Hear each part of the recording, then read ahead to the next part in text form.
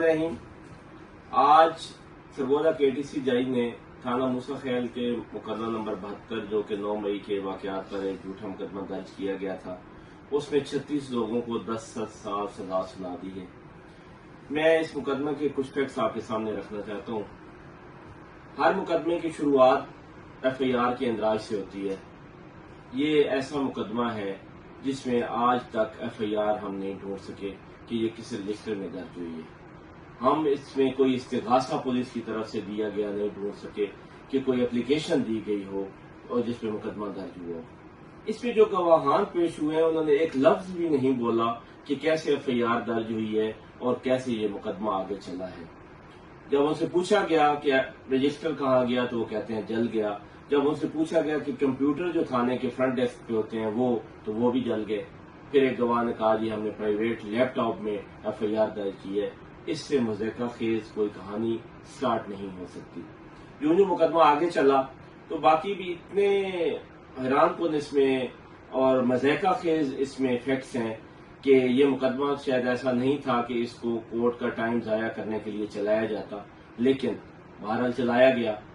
گواہان آئے تو وہ کیا کہتے ہیں جی، اسی تھانے کے گواہان ہیں، اسی کے ملازم ہیں، وہ کہتے ہیں جی ایک کہتا ہے تھانے کے 2 گیٹ تھے، دوسرا کہتا ہے تھانے کا 1 گیٹ ہے۔ پھر ان سے پوچھا گیا کہ تھانے کے گیٹ تو کھلے تھے یا بند تھے جب یہ موب آیا ہے؟ تو وہ تینوں نے اپنی اپنی سٹیٹمنٹ دی۔ پہلے نے کہا تھانے کا گیٹ توڑا ہے ان لوگوں نے، پلر گرائے ہیں اور اندر آئے ہیں۔ دوسرا کہتا ہے تھانے کا گیٹ ہی کھلا تھا، اور تیسرا کہتا ہے کہ بڑا گیٹ بند تھا اور چھوٹا گیٹ کھلا تھا۔ پھر بات یہیں تک نہیں، ان سے مزید ڈیٹیل جب پوچھی گئی تو یہ 200 میٹر دور کھڑے تھے اور یہ سارے کہتے ہیں کہ الیکٹریسٹی جو ہے وہ ڈسکنیکٹ کر دی گئی تھی تھانے کے مین گیٹ سے۔ تو بھائی رات کے 11 بجے آپ نے کیسے ان لوگوں کو پہچانا؟ ان کے پاس کوئی اس بات کا جواب نہیں تھا۔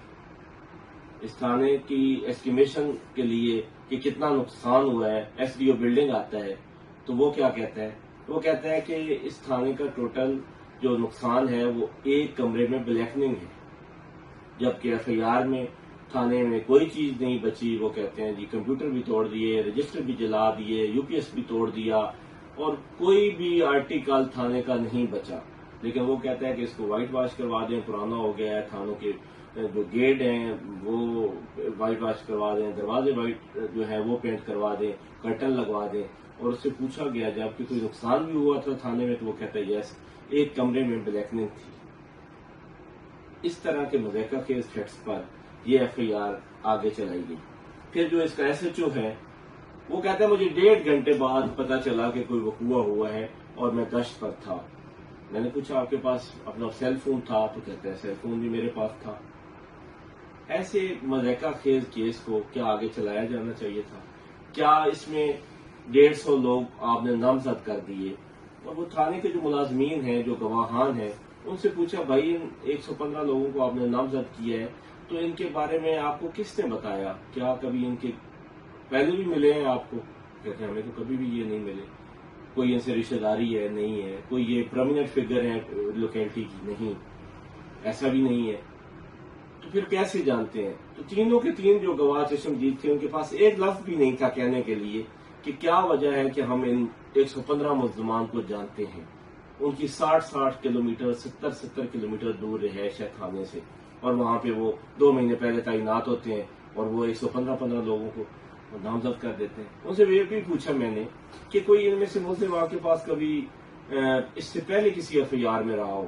تو 115 میں سے ایک ملزم کے بارے میں انہوں نے کہا کہ یہ ایک FIR میں ہمارے پاس تھانے میں آیا تھا۔ یہ کیس ہے۔ اس سے ہٹ کے اب اس کا مین جو اس کیس میں ایک ایسی بات ہے کہ اس کے بعد اس کیس کو فوراً کلوز کر دینا چاہیے تھا۔ وہ کیا ہے کہ طارق ٹھیکیدار نامی ایک شخص ہے، بمطابق FIR جو جھوٹی ایک کہانی بنائی گئی کہ یہ موب کو لیڈ کر رہا تھا، اس کے ساتھ ظفر اللہ اور حمزہ یہ 2 تھے، اور طارق ٹھیکیدار کا ڈالا تھا جس میں کینیں تھیں، جس میں پیٹرول تھا، اور وہاں سے اٹھا کر ان تینوں نے تھانے میں پیٹرول چھڑکا اور آگ لگا دی، اور اس کے بعد لوگ حملہ آور ہو گئے اور انہوں نے طارق نے اور 2 اور لوگوں نے فائرنگ شروع کر دی۔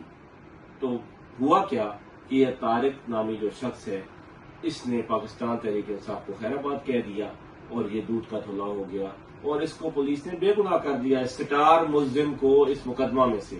حمزہ نے بھی ایسا ہی کیا تو وہ بھی آج گھر بیٹھا ہے. اور وہ لوگ جن کا کوئی رول نہیں ہے اس پوری ایف آئی آر میں, جن کو جنرل رول دیا گیا کہ وہ بھی وہاں پہ موجود تھے, ان کو جج صاحب نے 10 سال سزا کر دی. انصاف کے نظام پر یہ جو کالک کے دھبے مسلسل لگتے آ رہے ہیں, آج اس میں ایک بہت بڑا اور اضافہ کر دیا. بات یہاں تک نہیں ہے, کنسپائریسی کے گواہان وہی مشہور زمانہ حسان افضل اور خالد اور ایک تیسرا گواہ بھی ہے اسود کمال, وہ سرگودا میں 348 اور 355 مقدمہ میں پیش ہوئے. وہاں پہ انہوں نے اپنی شہادت قلم بند کروائی اور جج صاحب نے, جج محمد عباس نے کہا کہ یہ جھوٹے گواہان ہیں اور ملزمان کو بری کر دیا. آج اس مقدمہ میں وہ 72 میں پھر پیش ہوئے اور انہوں نے پھر وہی کہانی سنائی جو پورے پنجاب میں وہ سنا رہے ہیں. اب ان کی کہانی کیا ہے, سرگودا میں وہ 14 بندوں کو نامزد کرتے ہیں, فیصل آباد میں وہ 15 کو کرتے ہیں, لاہور میں وہ 44 بندے کہتے ہیں کہ اس میٹنگ میں موجود تھے. اور ان سے جب پوچھا گیا کہ آپ کہاں پہ تھے تو ایک کہتا ہے میں میز کے نیچے چھپا ہوا تھا اور ایک کہتا ہے میں صوفے کے پیچھے چھپا ہوا تھا.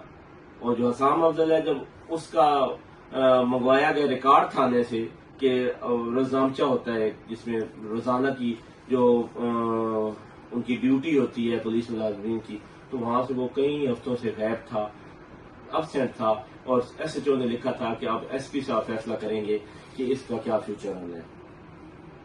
وہ سرگودا میں پیش ہوئے اور 3 لوگوں کے خلاف انہوں نے گواہی دی آ کے احمد خان بچر صاحب کے خلاف.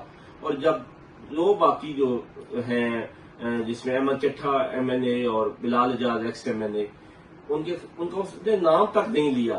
جب میں اس کیس بھی بحث کرنے لگا تو جج صاحب نے کہا کہ ان کو تو سائڈ پہ کریں, ان کا تو نام ہی نہیں ہے مقدمے میں.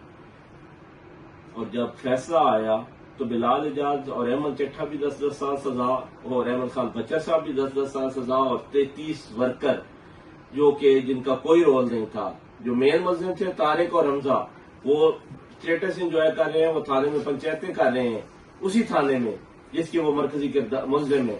اور جو عام ورکر ہے جن کے ذمے صرف موقع پہ موجودگی تھی ان کو 10 سال سزا کر دی. کیا ایسا نظام مزید چل سکتا ہے؟ بالکل بھی نہیں. میں بطور وکیل یہ دعوے سے کہہ سکتا ہوں کہ میں نے اپنی زندگی میں اتنا بوگس کیس نہیں دیکھا. اگر اس بوگس کیس میں بھی 10 سال سزا سنا دی گئی ہے, بے شک جج صاحب نے تو خود نہیں فیصلہ کیا, کہیں سے اس کو لکھا لکھایا ہے, لیکن کیا ایسے فیصلے پڑھ کے بھی کسی جوڈیشل افسر کو سنانے چاہیے؟ تو کیوں نہیں آپ چھوڑ دیتے, کہہ دینا کہ ہم نہیں چل سکتے, ریٹائرمنٹ لے لیں, خدارا لوگوں کے ساتھ ظلم نہ کریں. یہ نظام اپنی آخری نیج پہ پہنچا ہوا ہے اور بہت جلد یہ کولیپس کر جائے گیا ہے اور کر جائے گا.